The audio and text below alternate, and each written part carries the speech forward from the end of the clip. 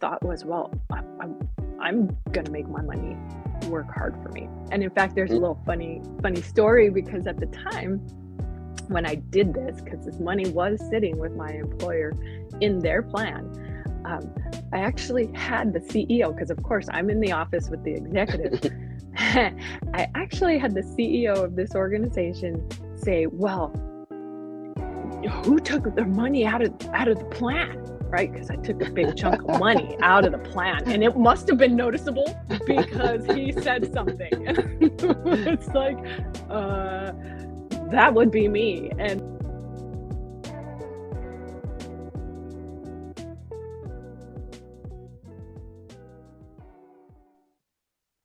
What's going on, everybody? Good morning. I'm so excited today. I have Bridgette Ruiz.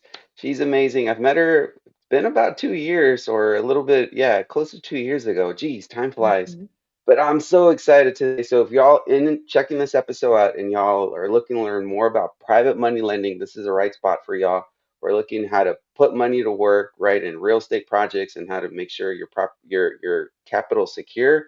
This is the right channel. So again, I'm so excited for y'all to be here. Bridgette, thank you again. I know it's like, is it 5 a.m. or is it 6 a.m. out in California? It is. It is. It's 6 a.m. But I'm an early bird, so this is great. There we go. Perfect. This is amazing. Well, thanks again, Bridgette. You're And welcome. I'm always excited, right, to share our journey as private money lenders and the struggles we've gone through, the learning hurdles we've gone through to hopefully educate others to not make the same mistakes. Even though human nature says, hey, I'm going to try it. I know I heard this somewhere, but I'm still going to do it, make the mistakes. But please, please, please take notes to avoid some of these costly mistakes.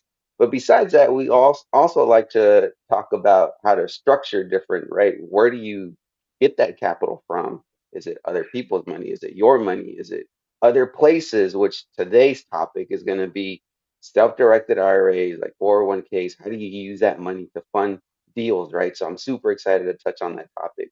So, Bridgette, to start off, tell us a little bit about yourself, right? What got you into private money lending? Yeah.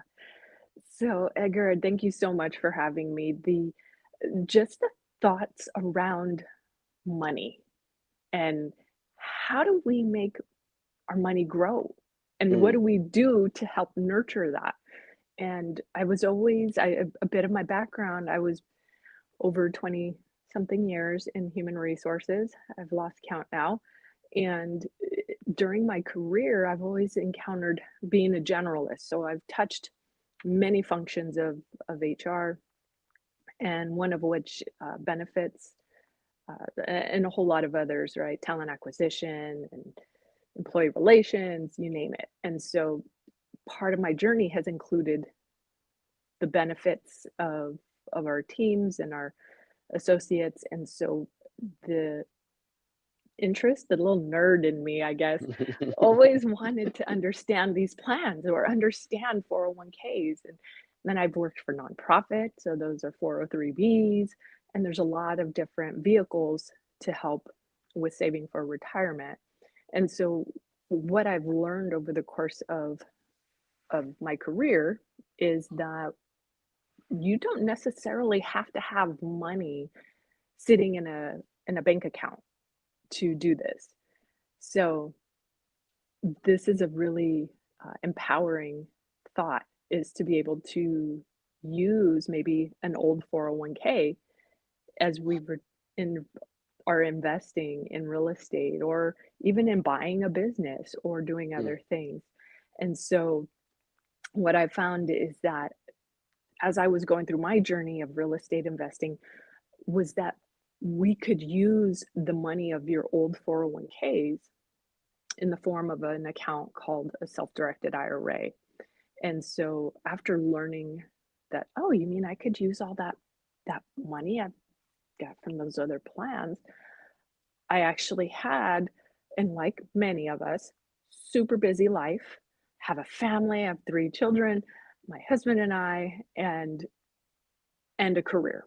And so I had all these accounts kind of sitting all over the place, totally doing what I would advise employees to do when they leave an employer. I did not do, right? I myself had not pulled aside all of those monies and pulled it all together.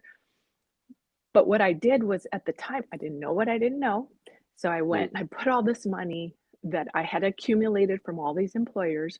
I went to the local bank and of course, they're like, "Oh, well, we can help you with this." So they pull all this money together and they did grab a little bit and keep it in their pockets. But now I had all this money. And again, I didn't know what I didn't know at that time. So I go and I put it into my current employer's plan. I've got all this money and, I'm investing it in whatever options I've got with the employer, not knowing that I really could be using that with the a self-directed IRA.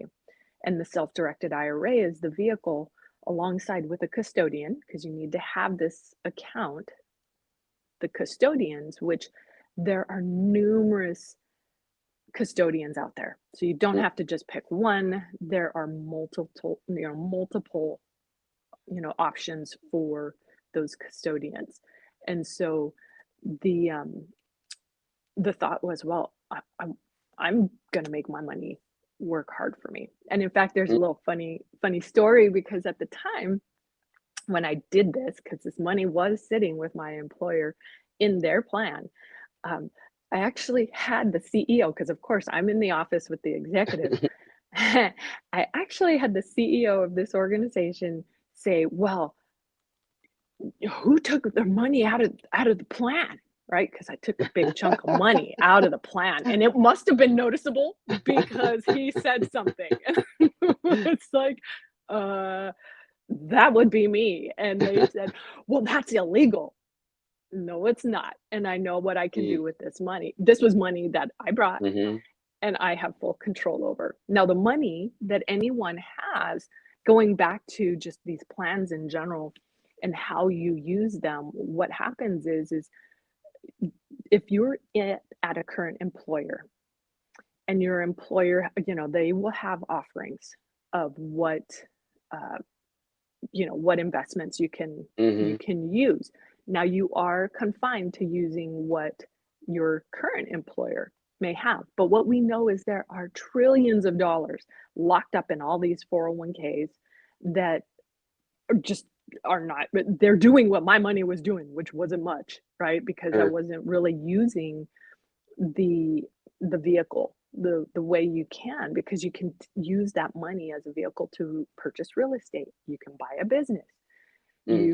You could invest in other things, crypto and all these other things, right? So there's a lot of opportunity to do what that name of this account is called, right? Self-directed, which means that you're directing where those dollars are going. Funds go to. Mhm. Right. And so what I learned was, okay, there's all of these custodians, right? And so you're able to take those dollars and then deploy them on real estate transactions, right? Mm. Whether it's a fix and flip, you could do buy and hold and so forth, right? Um, and so these dollars are powerful, right? You can actually start Absolutely. You using have those and control. right, and you have Yeah. control over Yeah. where those funds are going. Now that can get you into some trouble too, right? Absolutely. Because you're like, "Yes, I can do this. Everybody's doing it, right?" No. So there's still a lot of due diligence behind it. But one of the other thoughts is that there are different types of these accounts, of these self-directed IRA Mm. accounts. And what I have learned again through the journey of I myself opening up my own, I started to So before explore. before before we start into that, let's summarize a Yeah, little bit, right? Because I think yeah. it's amazing information that we're sharing as far as how, like, the world of, a lot of people have their own profession, right? They've worked for 20, Mhm, 30, 40 years sometimes, or maybe sometimes 5, 10 years, right? And they've accumulated X amount of money in a 401k from that company. And then they decide to, hey, I'm going to leave this company. I have a better opportunity somewhere else, right? So now mhm.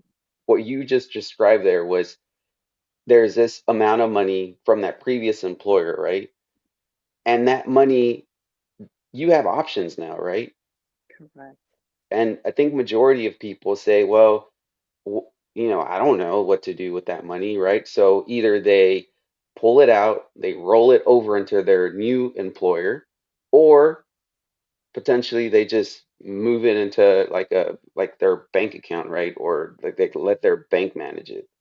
So it's important how you're saying, hey, there's options, there's different custodians, right? That could potentially manage that money, and you have control instead of letting the bank control it or letting your current employer control it.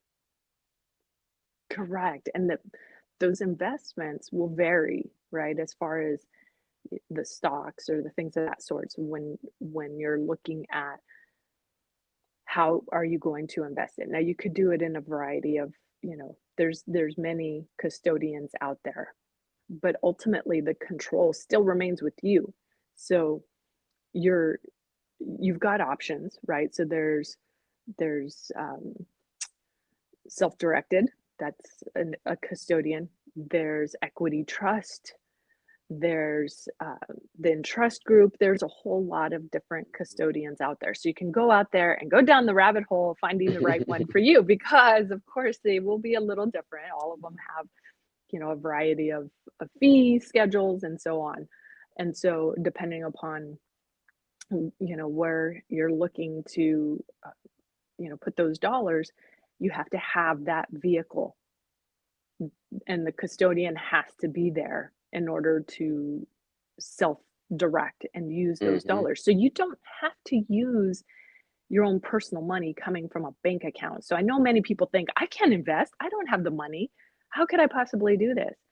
You actually can. But what happens is this vehicle, the self-directed IRA in that account, strictly belongs to your retirement. So you're not getting money per se where you're able to go and buy food or go buy, clothing, cars, what have you. It's not for that. It remains strictly in retirement. And so there are penalties if you go and take this money out and you go and try to use it or incorrectly invested, there are penalties. And maybe this is my time to say my disclosure. I'm not a lawyer. I'm not giving a financial advice, but it surely is an option. You got to know what you can and cannot do with these dollars, Hmm. but ultimately it belongs in your retirement. So think of it as this little bubble, just like you had your plan as an employee, where the employer isn't giving you any money. And if you do take money out of it, or let's say, again, going back to those good old HR days when I would be sitting down with somebody and we're at the exit interview and we'd be talking about the benefits. And we'd say, okay, now you've got your 401k plan. You could do one of two things. You could either just sit back and let it sit in the plan. If it didn't have enough funds, there could be a forced distribution. But I'll tell you something I just learned. I just had that happen not too long ago where the dollars, I literally thought I was transferring all my money out and getting all of my money out so I could use it in my self-directed account. Turns out there were a few $100s that still sat there because it needed its time to hit the account, right? Well, guess what they did? They opened up this other little account because now they didn't force that distribution. They didn't push out that money, which was really interesting to me because I've always seen they'll write out a check if it's under like $1,000 or whatever their and every plan is different. They may say it's $1,000. It might be a certain, $2,000. Who knows? Sure. But the forced distribution might happen at the time of separation, and every plan is different. So it's much like in medical insurance, as many of us might know, is that every plan is different. It could Yeah. be a very rich plan, it could be bare bone minimum. Well, these 401ks are written just the same, where they have their own set of language based on your employer and what that employer is saying and the instructions given. So, based off of those plan docs, is what we call them. The plan docs dictate what what happens with the plan. So ultimately recent, right? I saw this happen Mm. and they're like, "Oh, by the way, it's sitting in some account." And now I'm like, "Okay, great. Now I got to go figure out how to go grab those dollars and then go put them in my self-directed IRA because now those are available to me." But I was quick. I don't know, I'm realizing how much of an entrepreneur I am. I just started taking action. And I was like, I'm taking this money because I didn't when I many years ago just sat back and let Right. all those plans just kind of sit around. So it's very likely that many of us listening to this are in that situation. We may have those plans where they were just sitting there and you typically don't hear much about them because they're just sitting there and those, they're doing money with your money. So Yeah. instead of letting them do something with your money, you can actually take some control over that and use those self-directed IRA as that vehicle to deploy on a variety of transactions. That's so good. Yeah, I love the way you just explained it. At the end of the day, right? Bridget mentioned there is risk, right? And she mentioned it, hey, just because you have this money, right, and you see other people doing it, there is huge amount of due diligence. And we've covered a whole bunch of stuff on this channel, other conversations. But Bridget, I do want you to share, right? Like if you were to give us like three things for us to do due diligence, what would those three things be, right? I know there's gazillion more, right? And maybe we could, you don't have to just name three, but that is one of the most important things, right? Because if you don't move that money, yes, it's going to be secure, right? It's just going to depend on what the stock market does, on whatever those funds that your employer choose, right?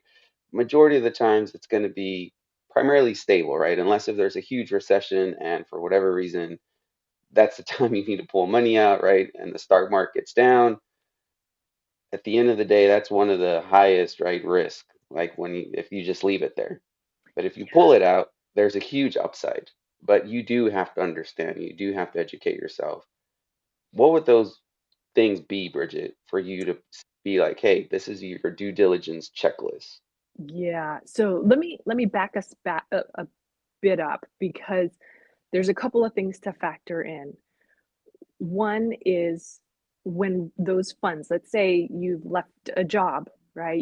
You went on to bigger and better things, and now there's this old plan that's sitting there, and you have those dollars that are just sitting there. What happens if those plans don't necessarily get assigned to, say, the stock market? It might sit Mm, there in cash, which cash means it's not making any money. not The growing at market all. could go up, the market could go down, but your money is doing nothing. It is not growing Mm, and it is stale and it's dying. So, food for thought, go check all those old plans. It's very likely it's sitting in cash mm, and it's not doing anything. And so that's one idea to just be aware of is that good is point. potentially happening. It could just be sitting in cash.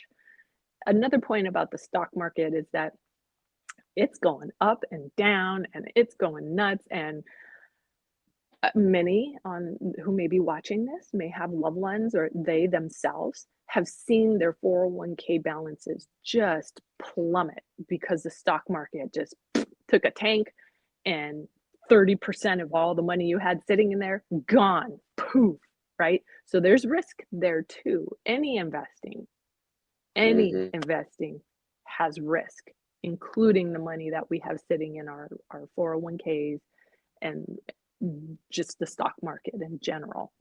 And so when we think about what do we do, right?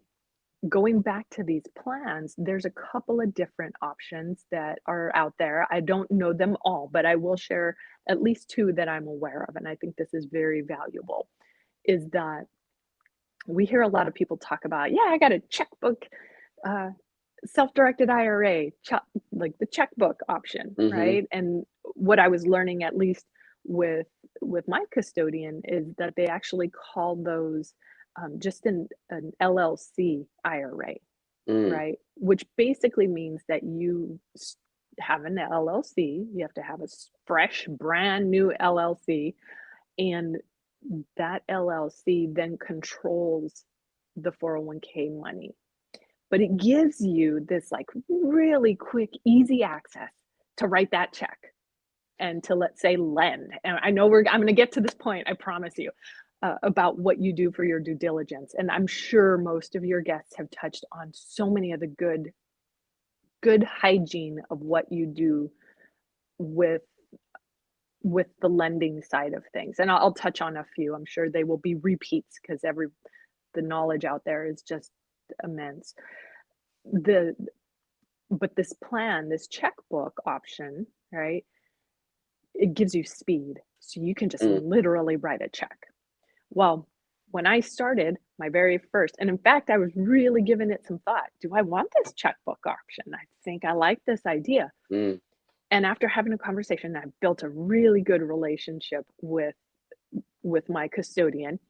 And one of the conversations was like, I'm thinking about this option. She says, well, let me explain what happens. And so we have the conversation around, well, yes, you have the speed, but you don't have a little bit more guidance and support. mm. You're kind of, let's say we're on the bowling alley. You don't have any bumper rails. Well, you're going to go make that lend, right? Or you're going to go fund a business that's starting up or what have you. So you've got that option, but you've got speed. On the other side of the coin is there are other self-directed IRA accounts that require a little bit more heavy lifting. There's Hmm, forms to fill out. There's a lot more that you present before they release your money. And the custodian helps control that. They put up those little rails, and if we were bowling again, you've actually got a little bit more rails. And I can speak to this from experience about why that saved me.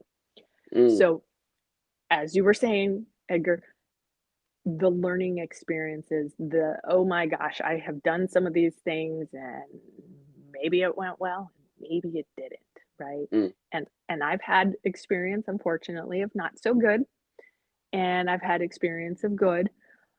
And I also realize that if the bumpers were not there, especially for one of the most recent transactions, that yeah, probably would have been taken advantage of. mm, And the custodian in this example, um, the request was, could I lend without getting interest? And so I go back to the custodian. I say, is that possible? And they said, no, you need to earn interest on this mm. transaction, and you need to have your deed of trust. You need to have promissory note, all the things, right? Right. And all of that supporting documentation to secure your investment. And they were there the whole time, making sure that all of those things were, every I was dotted and a T crossed. And Mm, not to say that because they do not take any of the legal liability either. sure. They're saying you need to do the due diligence. You need to figure this out and make sure this is a viable investment. They do, though, provide that guidance, and they Mm, certainly give you that the second set of eyeballs, if yeah. anything else. And so for that, I am so grateful that I was using that. And I was testing it out because I raised capital, right? And so in this example, I was like, well, I'm gonna do this first. Yeah. I'm not gonna ask somebody else to invest in me and my projects and with Yeah. my partner unless I know how this stuff works. And I'm not about to, because of those bad experiences of other transactions, I'm not going to take somebody's hard earned money and misuse it. And so all of that came down to one, just the experiences of lending, and then two, wanting to be that person who has done it myself, where I lent. And again, thankful and very grateful that I had that type of self-directed account Hmm. because it gave the guidance that was needed to keep me a little bit safer with the transaction. Yeah. I love the way you said that there is that specific custodian, right, that can set those bumper rails for you and at least give you a little bit more guidance, especially if you're new, right? Yeah, But anytime you're lending, always ask, right? Ask other people that have experienced in lending, because that's sometimes, I remember when I did my first PML, I didn't ask enough questions. But sometimes you feel that you don't know what questions to ask, right? So it's just having a conversation with somebody else that has done a transaction, right? And ask them, hey, what type of questions did you ask to get Right. educated a little bit? Yes, and it is a process. It surely is. It is a process. And even yesterday, I'm still learning. That's what I love is that I'm still learning that when you go and lend, there is the due diligence. And the borrower does not have to give you the deed of trust or the promissory note or any of those things. You as the lender can go and present those documents. I've always seen that at this up to a certain point, I've seen where they present the documentation.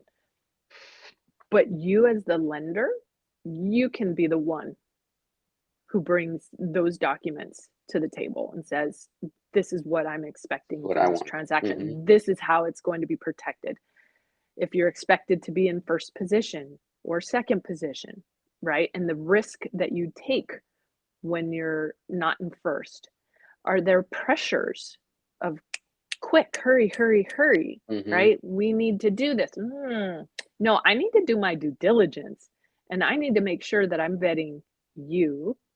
Right. I'm vetting the deal. So think that that deal belongs to you. Does it make sense? Absolutely. Right? Does it make sense? Will it make money? Will it lose money? All these things you're looking at, right? Their credibility, the borrower's credibility, and so forth. Um, so there are so many things to look for when you're looking at these deals. It's not just like, oh, okay, great, somebody's asking me for money. Of course, It's an anyone will amazing ask you. returns. Yeah, it's amazing returns.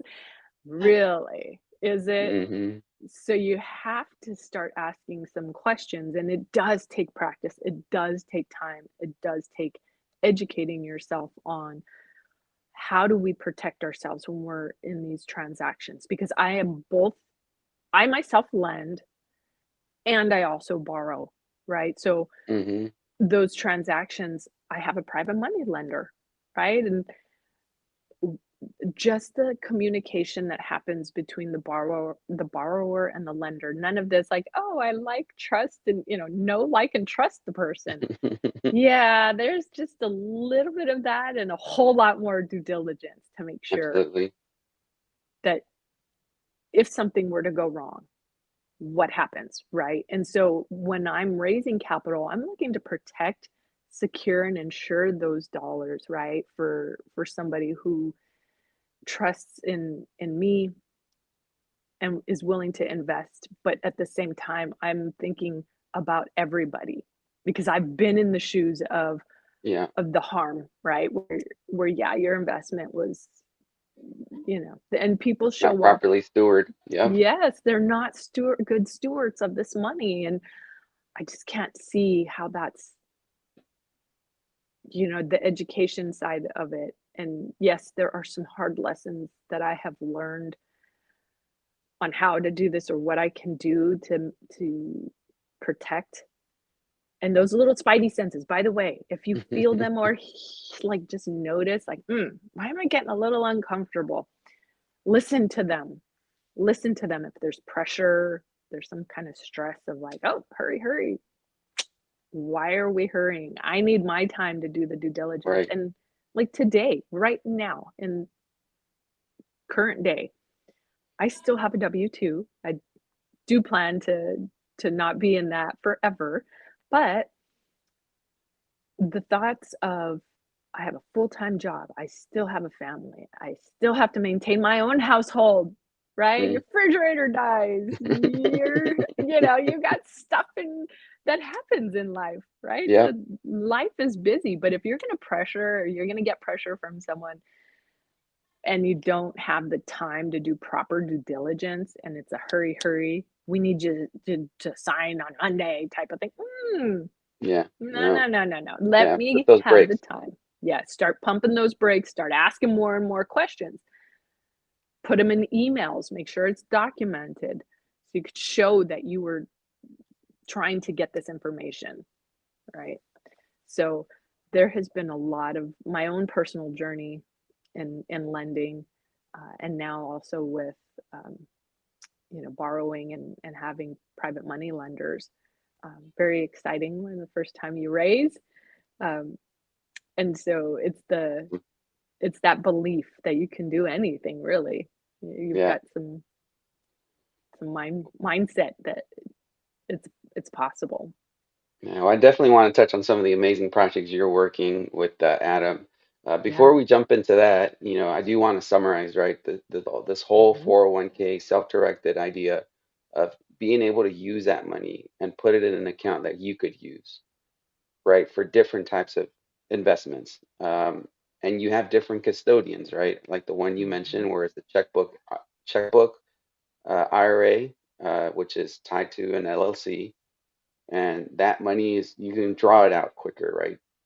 Correct. Quicker access to that capital. Now, with that quicker access, you have less guidance from the custodian. Um, and then the other option, which is a little bit more lengthier, I'm assuming. What's the length like if you needed to draw money out of your account using option B, or I Hmm. don't want to say option B, but just the other option. The other option. Hmm. What's that time frame look like? Is it like do they need like a month, or is it just like 3 weeks, 4 weeks? Like, I mean, Yeah, it could take it's going to take a little bit of potential back and forth. It depends on how thorough you complete the documentation, right? And then the supporting documentation that goes along with it. And a whole lot of things could go amok with the documentation because you really mm, do want to make sure that you're protecting yourself, right?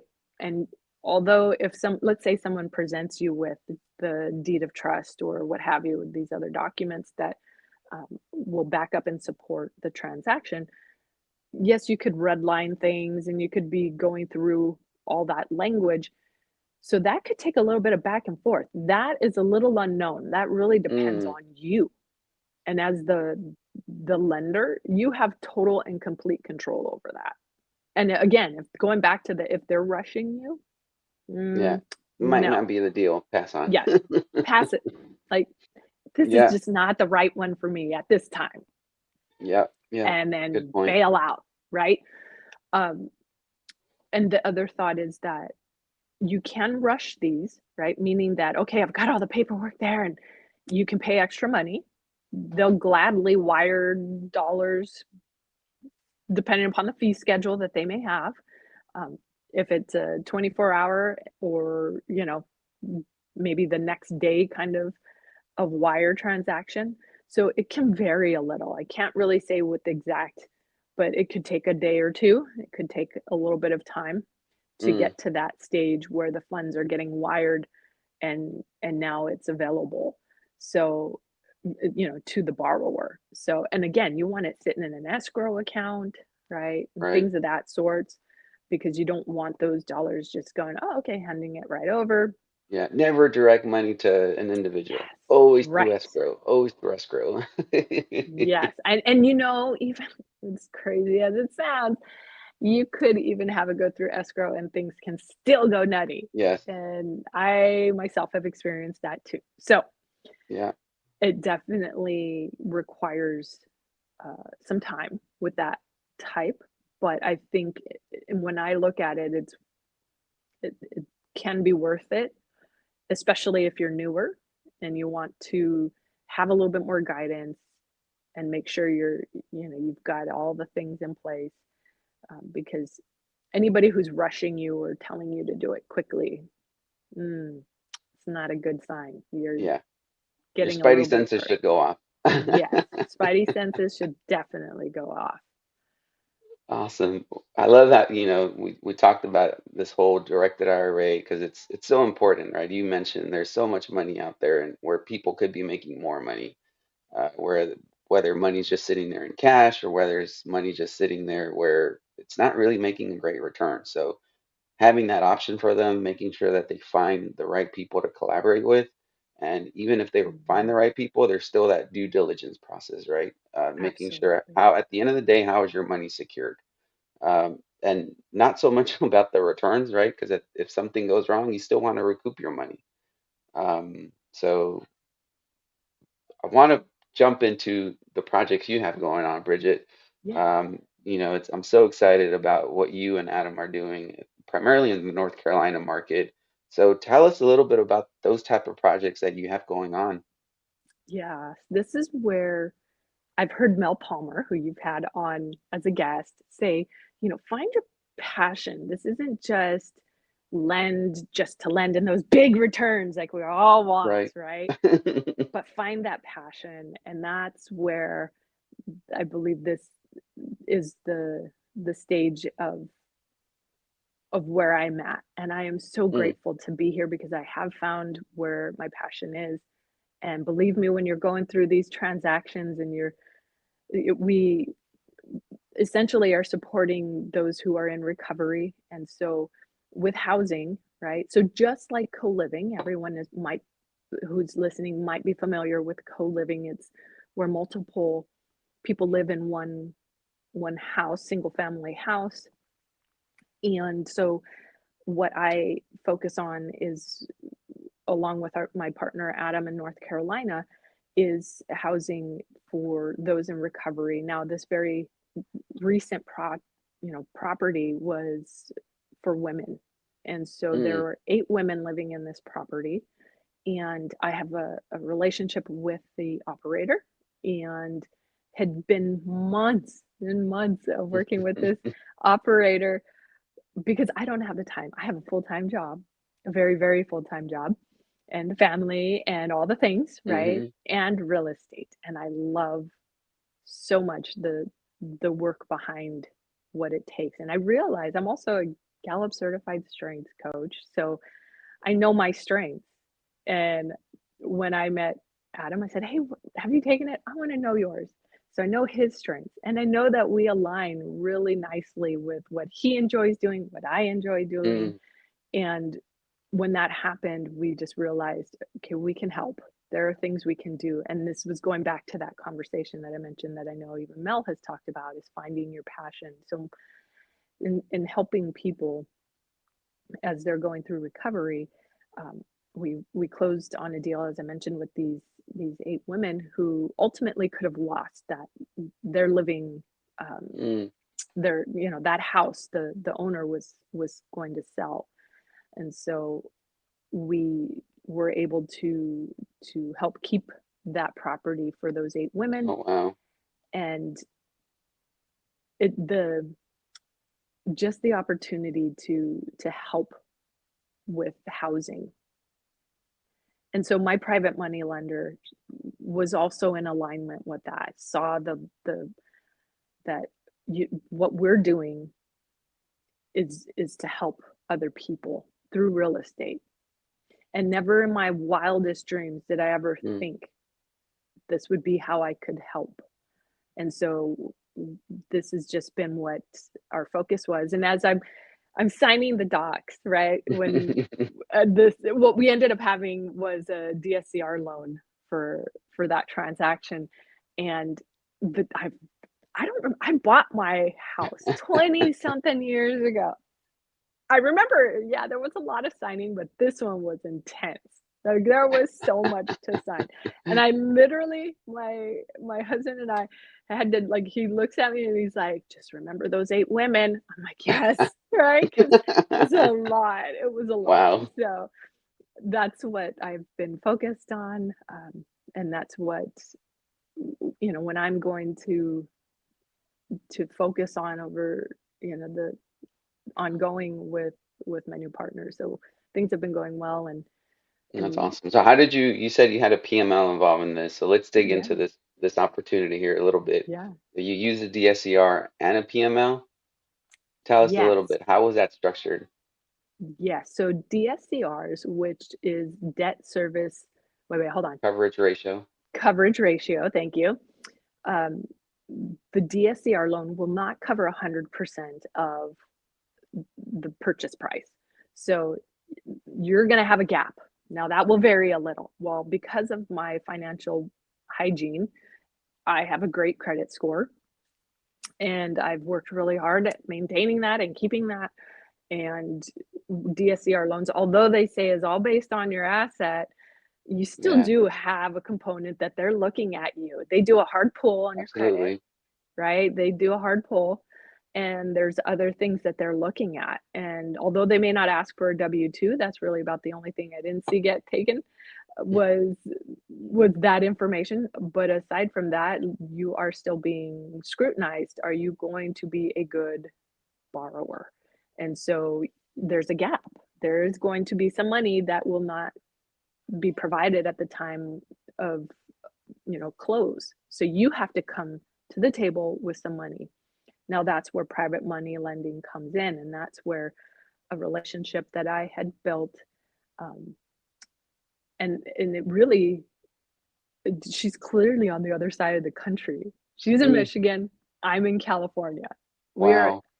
polar polar sides of the country, and yet we can make these transactions happen. And so I, a little fun story behind that, time was getting close to, I needed to make sure those funds were available for the transaction. And my family and I, we had just gone to Top Golf. I don't know if anybody's ever had Hmm. the Yeah. like outing, right? Fun outing.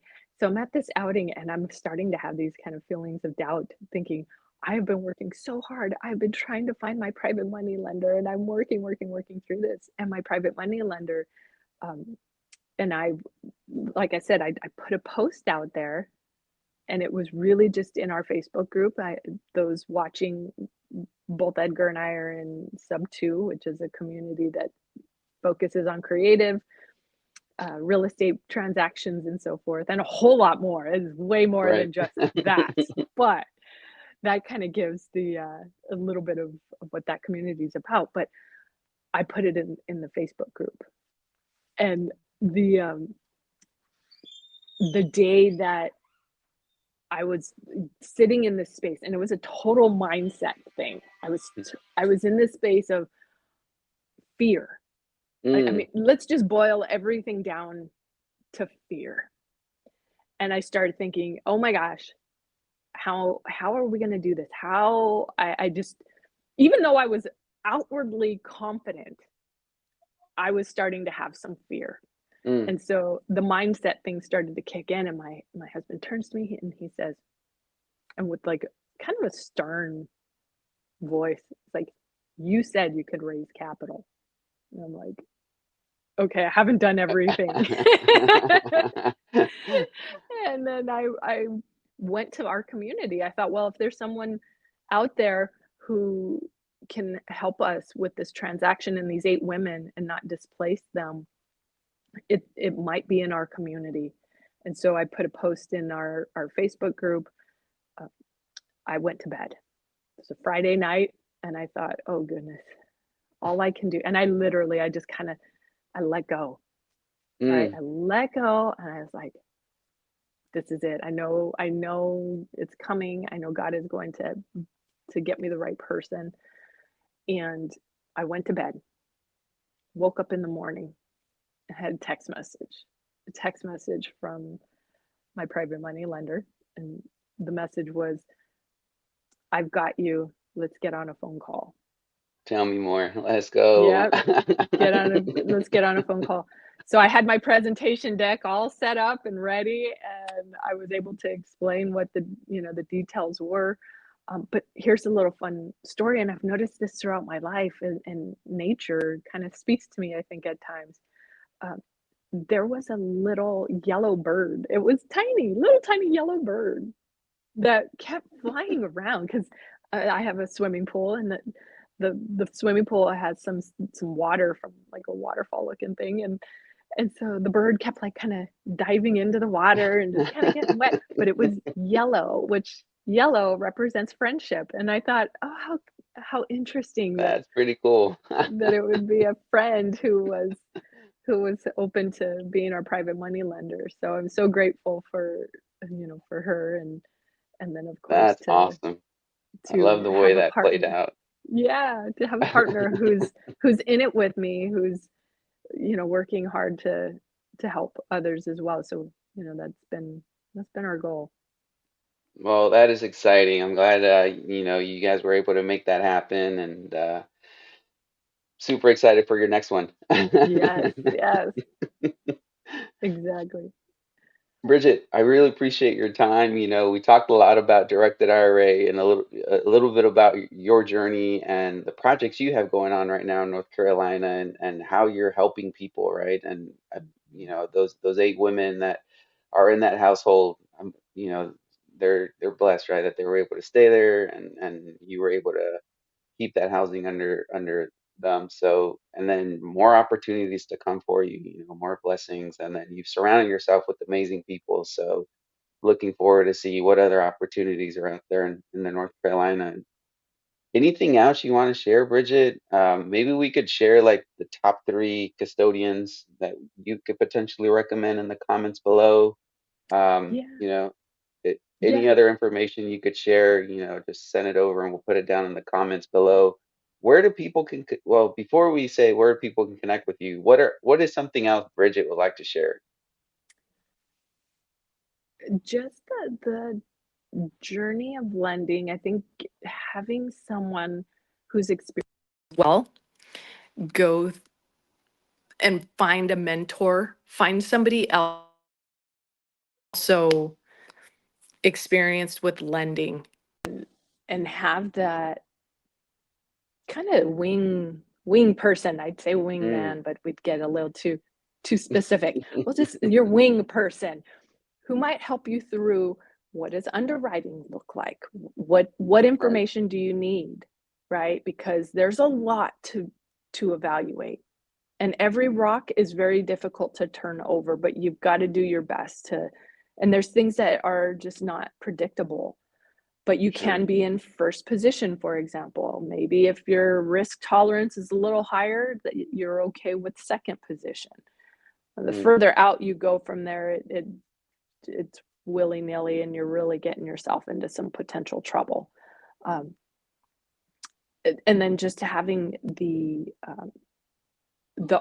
open and the just kind of open mindset of growth to learn more and more about it because it is a process. It takes time and don't just go out there and jump in to the waters without wearing the floaties because these transactions can go south and you might even run into some bad people who don't honor your hard-earned money, Yeah. and that's also some really hard lessons to learn. So take some guidance, work with people, find those that are willing to help and educate. So I do that even with my private money lenders is there's a lot of education along the way. I'm not just like requesting for things. I'm providing education as well and sharing my knowledge. Heck, I even share, I believe wholeheartedly the more we share, the more that things come back to you and uh, share my, you know, contacts. I've shared all of the things that I can and educate while somebody is coming along with us, as private money lender for our properties and what we're focused on.